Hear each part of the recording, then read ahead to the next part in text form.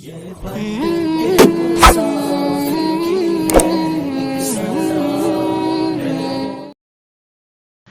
الله الرحمن الرحيم. هل أتى على الإنسان حين من الدهر لم يكن شيئا مذكورا إنا خلقنا الإنسان من نطفة أمشاج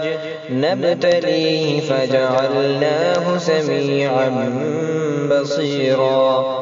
إنا هديناه السبيل إما شاكرا وإما كفورا إنا أعتدنا للكافرين سلاسل وأغلالا وسعيرا إن الأبرار يشربون من كأس كان مزاجها كافورا عينا يشرب بها عباد الله يفجرونها تفجيرا يوفون بالنذر ويخافون يوما كان شره مستطيرا ويطعمون الطعام على حبه مسكينا ويتيما وأسيرا إنما نطعمكم لوجه الله لا نريد منكم جزاء ولا شكورا إنا نخاف من ربنا يوما عبوسا قمطريرا فوقاهم الله شر ذلك اليوم ولقاهم نضرة وسرورا وجزاهم بما صبروا جنة وحريرا متكئين فيها على الأرائك لا يرون فيها شمسا ولا زمهريرا ودانية عليهم ظلالها وذللت قطوفها تذليلا ويطاف عليهم بآنية من فضة وأكواب كانت قوارير من فضة قدروها تقديرا ويسقون فيها كأسا كان مزاجها زنجبيلا عينا فيها تسمى سلسبيلا ويطوف عليهم ولدان مخلدون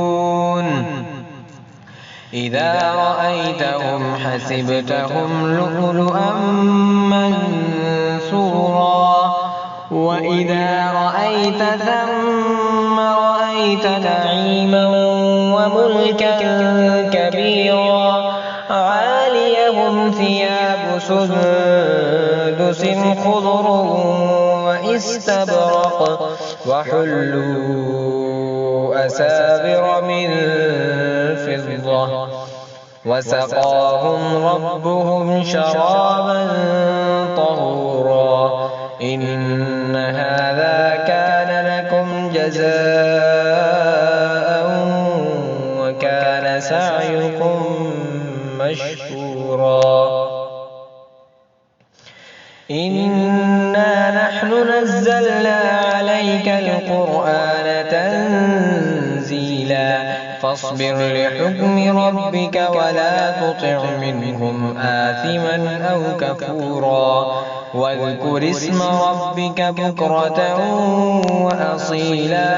ومن الليل فاسجد له وسبحه ليلا